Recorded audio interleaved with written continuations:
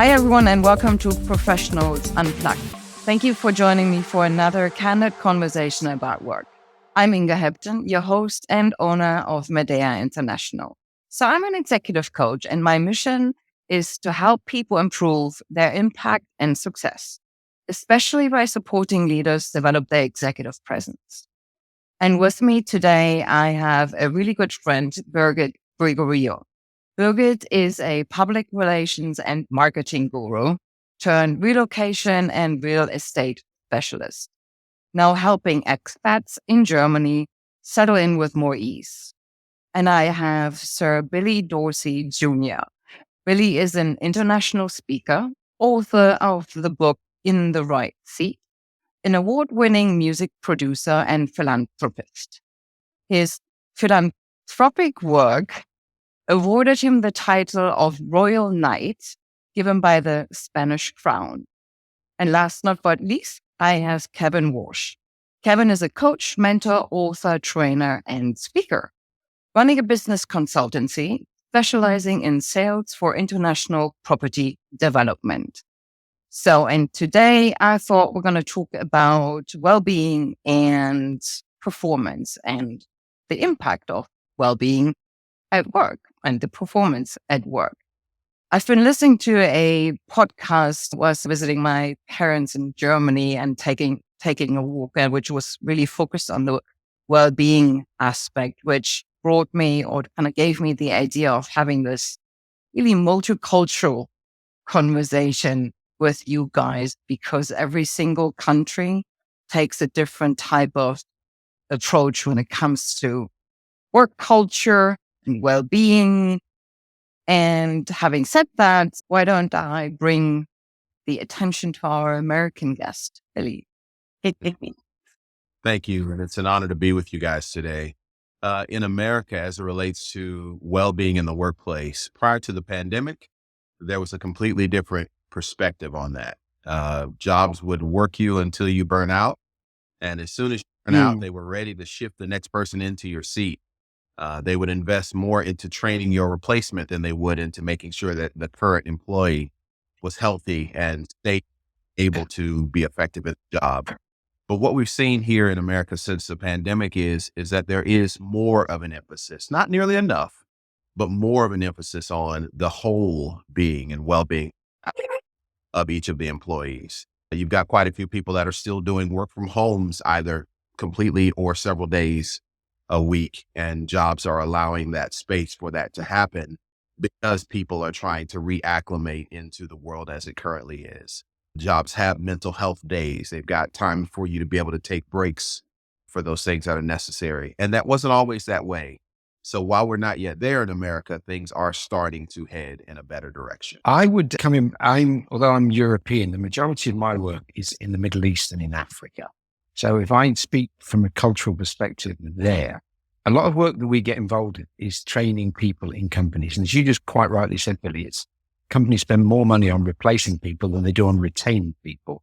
And one of the messages that we try to put across to people is if you actually care about your employees and you recognize them as what they truly are, which are the assets of the company and the future of the company, the future leaders and the development of the company. So if you engage your employees, there are two things that will always happen. The first thing is they will increase their productivity naturally.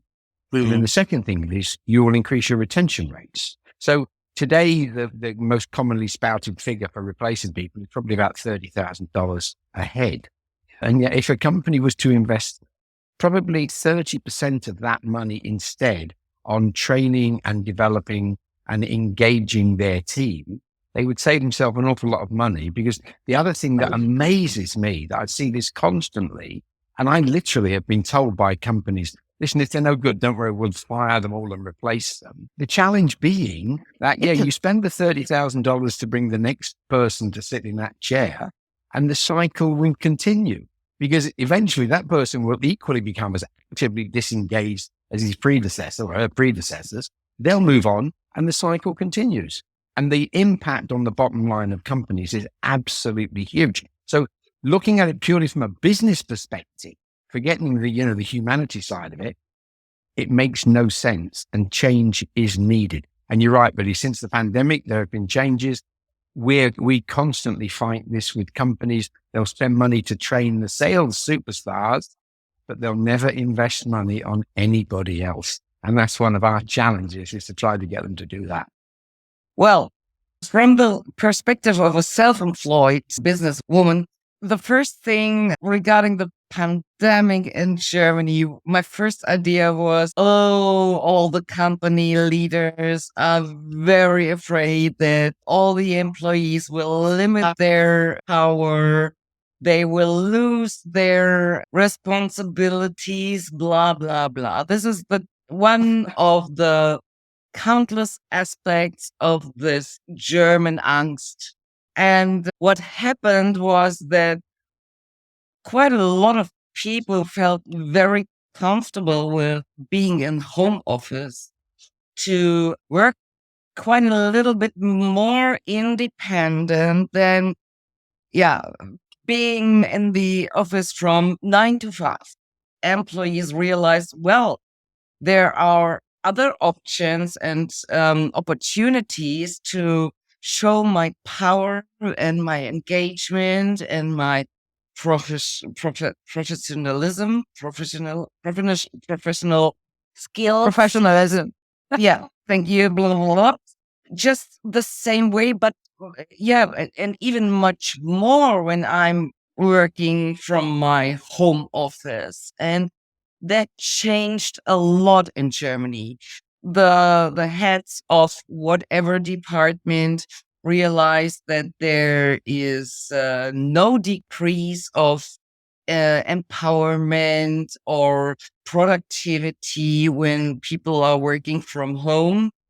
The opposite is fact. You're drawing a really dark picture there of Germany. I know Germany has all its rules and is very, but when I compare, when we're talking about different kind of cultures and countries and working hours, right? We established that, things are fortunately changing in the US, hence but the attitudes towards working hours. And I find, and that was one of the topics in that podcast as well, is the difference between the attitudes to working hours and vacation, hence downtime.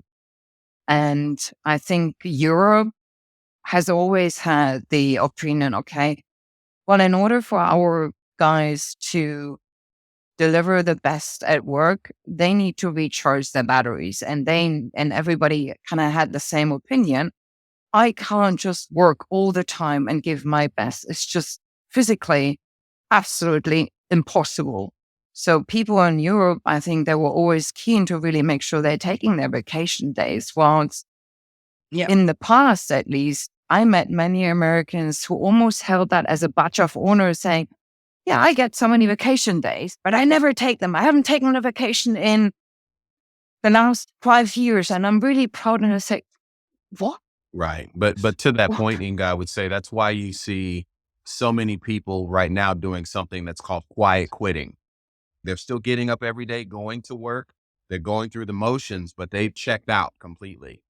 It's because they've allowed themselves to hold up as a badge of honor that I'd never take vacation until the point where they burn out and they're still at the job because they need the income, but they're no longer engaged. Yeah. I think there's an element of, you've got to look at productivity against time. If it takes somebody 100 hours to produce something that somebody else can produce in 20 hours, I would employ the guy for 20 hours and give him the other 80 hours off. Yeah. And some people literally just, they'll fill their time. Right. And they get paid just enough to live on, and they do just enough work to not get fired. And there's a kind of vicious cycle of that. So I think, I understand it from a company perspective, and I understand it, I run my own business. So I get paid when I work. It's as simple as that. I have to actually make sure that when I go to work, that I give the best that I have. Otherwise, companies aren't going to re-employ or re-engage my services. And these days, what you're saying is quite right when you don't feel like it. But, that's tough. When you're self-employed, you just have to suck it up and get on with it. Because if I don't turn up, no one's going to pay me. Yeah. I don't get I'm going to do a bad job. No one's going to pay every me. end of the month, but that's okay. Yeah. I also think that there's far more to well-being in employment than just remote work. because not everybody has the opportunity for remote working anyway. Yeah. And it gets waved around like a flag and people say, I want to work remotely. Well, that's fine. If your skill set allows you to work remotely, then you can go and seek a company that will match your skill set to those things. But if you're working in a client facing industry where you have to be there, well, forget about it. So that means that companies have to look at other ways to work on the well-being of those individuals. And I totally think by saying someone, yeah, you can work remotely, there's far more to their well-being than that anyway. They've still got to be engaged within the company, right, because they're still going to be an asset of the company. So I'm finding the remote working argument a little bit tiresome. I think people are using it as a stick to say, I'm going to leave unless you let me work remotely. I'd say, fine, go and find another job, work remotely. If it doesn't meet the culture of my company, then I'm not going to change it for you. The culture will always beat the strategy of any company. So if it doesn't match what you want, move somewhere else. Yeah, but meanwhile, I think there's some basics are changing when you focus on the younger professionals that just finished their studies, they had their bachelors, they have another idea of work. And they are more focusing on this balance. They are very focused on, well, when I give my knowledge, my experience, and my ideas of how this product, this service can be better for the company, then it's not only the aspect of the money they get, then more and more the other additional, advantages like having 1 week more vacation per year, which is paid or whatever. Well, everyone should be fighting for those things, not just the younger generation. They're coming in with a different set of expectations for what they expect from their work than has been traditionally the case. Before, as long as I worked my 40 hours and I got my check and might have gotten 2 weeks of vacation a year, and maybe if I'm lucky, a bonus at the end of the year, I've done well. That was the way our parents worked in the workplace. That was generations past. Yeah. Young kids are coming into the workplace now saying, no, my time is valuable. I want to have a well-rounded life. And if I'm going to be here 40 hours a week, I want to be well compensated beyond just a salary for it. I would ask each of you guys, what are some of the ways that you can motivate from a company perspective, motivate your employees so that they feel that their well-being is being taken care of in the workplace beyond salary? Yeah, I think it's a great point that you make there, Billy. You're right. There's a demographic now of the disruptors that want different things, which is absolutely fine, providing the company is open enough and provided that they've got the ability to actually make a difference. Because just by age and a qualification, in a lot of cases, doesn't actually produce anything. So if they've got it and they say, okay, fine, I want to be motivated in different ways. I think it's about the mentality of the company in the first place. Because what a lot of people want, I find, is they want to be listened to. They want to feel that they can impact the way the company is going. So what you just described there, that your parents' job, you're absolutely right. It was 40 hours a week, dead end job, get your paycheck, 2-week vacation, dream about winning the lottery, and then go back to work at the end of your 2 weeks and slog it out for another 50 weeks of grind. And that was it. And the big thing was no one listened to them. So people had two options there. They either sucked it up and got on with it, or they left and started their own company. And that's the way. But if you attract talent today, they don't all necessarily need to be entrepreneurs and have their own company, but they need their voices to be heard. And they've got perspectives that can be radically different. And it may be completely different to the way your company's run. But if you look at it, it may make a profitable difference. So I think, that's a big, big incentive to engage an awful lot of people. Just gives them the feel that they are a valued part of the success of the company. Yeah. And I agree that speaks to the entire thing about psychological safety, right? For people really being or feeling safe enough to share those things. I remember when I changed jobs, that was still back in the UK, I attended a bigger onboarding day at the entire organization, which at the time was KPMG. And they did something for me at the time, really mind blowing. They had one of their partners speaking about mental well-being, and he was sharing with the audience his history or his journey and his struggles with depression.